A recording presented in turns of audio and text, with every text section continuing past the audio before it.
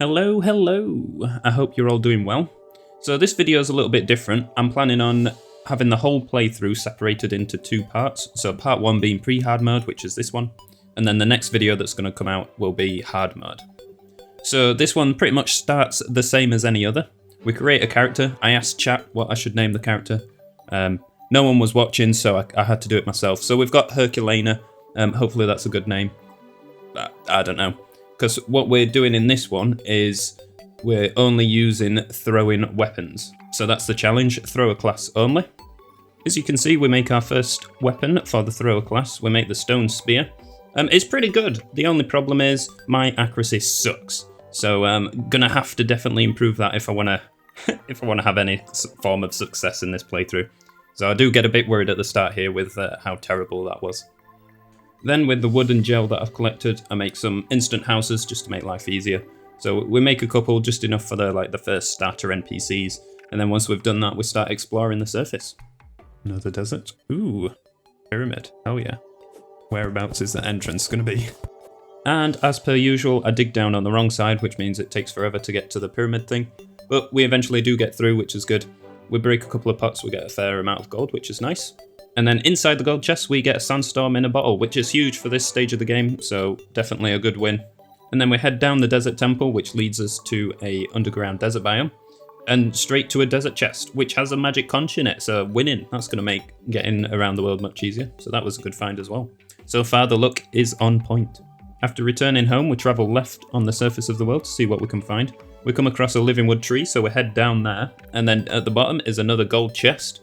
And inside that gold chest is a band of regeneration. Not huge, but I'll take it. It's helpful at this stage of the game when I'm super squishy. As nighttime approaches, we think we should probably have more ammo. So I almost destroy the entire world. That could have been bad. I thought it was only a small vein, but it turned out it was pretty big. So yeah, learnt my lesson. I don't do that again. After exploring the surface quite a while, we eventually find a good cave entrance. So this should allow us to find a bunch of brown chests, get a bunch of good loot, and hopefully get the ball rolling, really. As I say, I don't really know what to expect. I don't know what I'm looking for. So it's kind of just a case of winging it and getting the standard stuff. My weapons suck. This whole caving experience was extremely slow. I had to be really careful with every shot because everything hits really hard and my weapons don't do that much damage and it's really slow and just absolute pain. What a nightmare. Continuing the good luck though, in this gold chest we find a magic mirror, which I'm super happy about. That's going to help a ton. Enjoy this little montage of me trying to kill a few slimes. This is how painful the throw class is for me right now. There's a gold chest and a heart crystal down there, so I've got to kill them. Otherwise I won't be able to get the good loot. And then I find a few more heart crystals, but I decide to hold on to them for now. I don't want to reach 200 HP, otherwise then I'm going to have to deal with bosses potentially spawning, and blood moons and things like that, so I'll hold off on the 200 HP for now.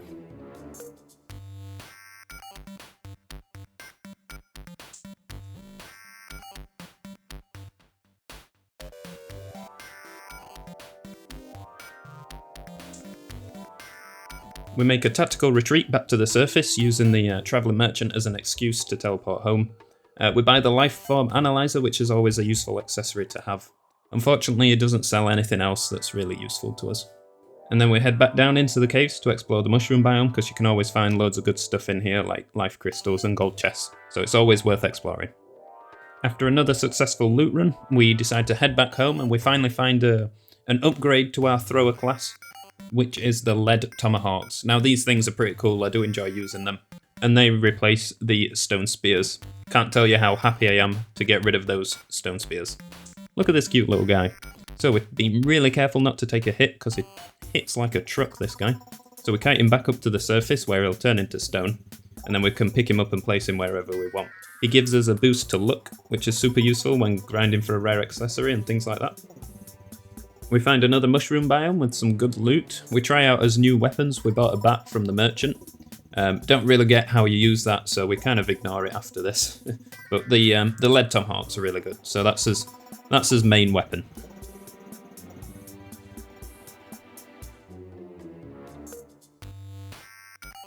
Just look at all those chests below us. Is that not a beautiful thing to see, or what?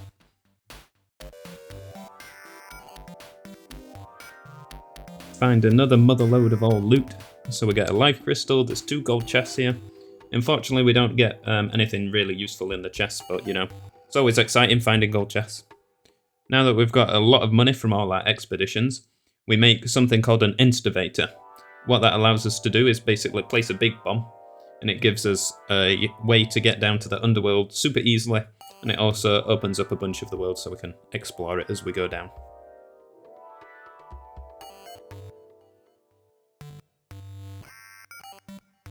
I absolutely love this thing, it makes life so much easier for finding good stuff.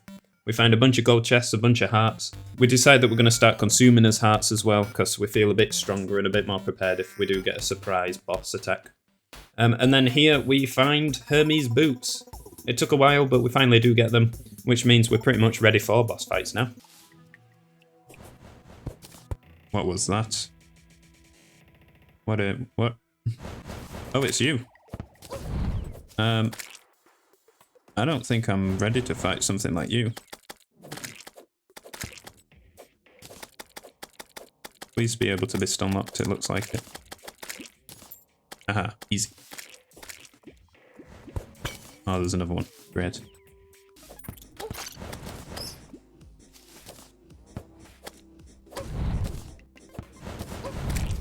Ow.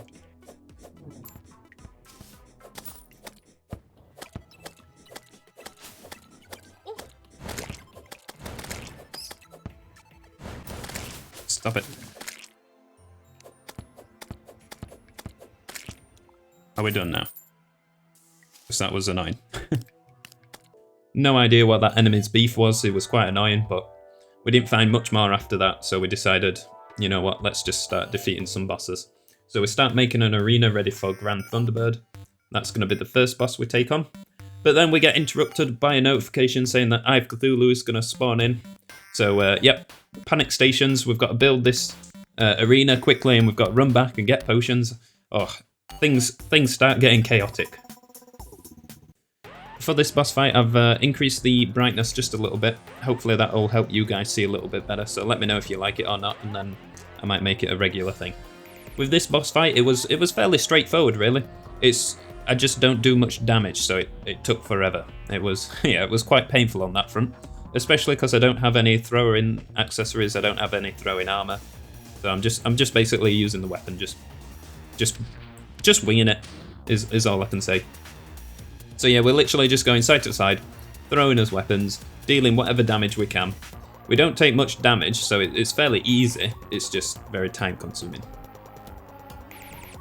Now at this point, when I was streaming it, I was very confident that we weren't going to do it. I was still trying my best and everything, but I knew the next phase was coming where he just constantly dashes, and I was like, yeah, there's no chance I'm dodging every single one on turns and things like that. So yeah, not confident at all, but somehow, we make it work. No idea how. So hard to hit. Oh, that was some good shots. It's him! No! Oh no.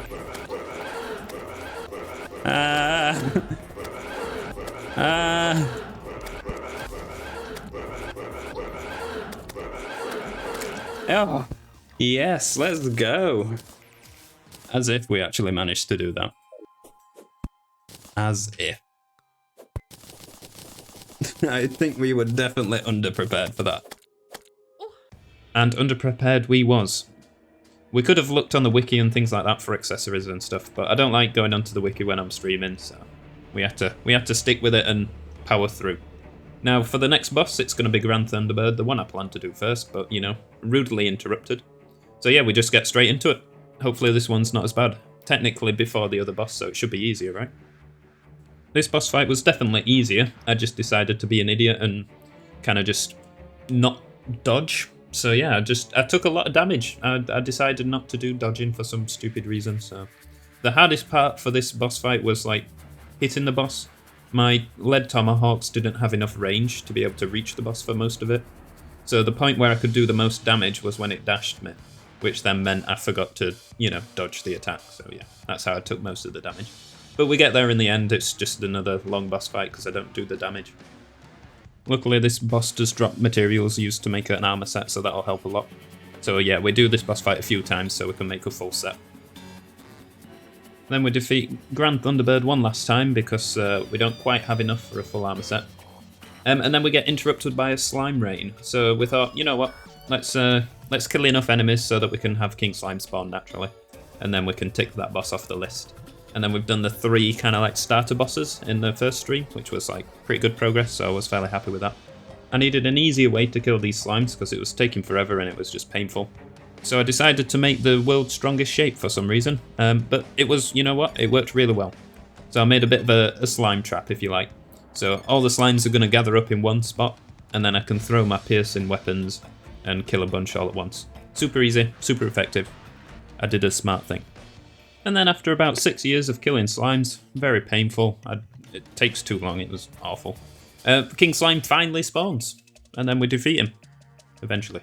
This boss battle wasn't too difficult at all, we just had to deal with the smaller slimes really, they were the main issue. The slimy saddle would be nice to get from this boss, but we don't get it the first time and it takes like 10 minutes to kill this boss with my current setup, so yeah, we're not doing it again. We'll deal without it. After that, we head home and make the last piece to our armor set, so now we have a full set. This one just increases damage a teeny weeny bit and movement speed, so kind of useful, but nothing major. After that, we go on an excursion to try and find some diamonds so we can make magic storage, but we don't have any success, so we ignore that, and then that pretty much ends the first stream there. By the time that the second stream comes around, I'm armed with much more information. I know what weapons I want, I know what accessories I want, what armor sets I want, and what NPCs I need. So I make a bunch more housing, and then I set off to getting the stuff I need for the armor set. So we try and find a sky island, because when we find a sky island we can defeat a bunch of harpies, and then with a bunch of feathers we can make a better armor set. While we wait on an NPC to move in so we can buy the fabricator, we work on our next accessory, which is the wreath. This improves our throwing velocity by 10% and our movement speed by 10%, so a pretty useful accessory. While we were doing that, the NPC moved in, which allowed us then to make the armor set. Next on the list is to upgrade his weapons, so we head to the jungle and we're keeping an eye out for petals, which we can find on the floor. We can also get them from mahogany ents. It costs 2 petals to make 150 blooming shurikens and the arcane armor fabricator. For the next weapon we needed to gather a bunch of vines, and then a bunch of jungle spores, and when we combine these together we get something called a pod bomb. We thought this weapon would be good because it can inflict the debuff poisoned, which means we can deal damage over time while firing a different weapon. We've geared up for long enough, it's time to take on our next boss. The boss we're taking on now is obviously the Brain of Cthulhu. This one shouldn't be too bad, I'm not expecting too much. The blooming shuriken is brilliant. It absolutely demolished this boss. So yeah, if you're struggling with this boss and you're playing on this same playthrough, I'd recommend this weapon, it's very good. Just look how satisfying that end stage is. Stun locked him and just dealing mass damage is great. Rather than waiting 10 years for a goblin invasion to spawn naturally, we decide to head to the outer 5th of our world and farm out some goblin scouts. It's a bit tedious, but it doesn't take too long. And then with that we'll be able to get the goblin tinkerer and start combining accessories and reforging weapons. The blooming shurikens came in clutch, clearing up the Goblin Army super easily. For this boss battle we make some molten knives, which are really good against this boss, so that's pretty much all what we use. And then it's just a matter of time before he's destroyed really. It's a slow boss battle, it does take us a while, but not too difficult. After defeating this boss we're going to have access to the dungeon. The main thing we're looking for down there is one of the golden chests that contains the Naiad's Shiv,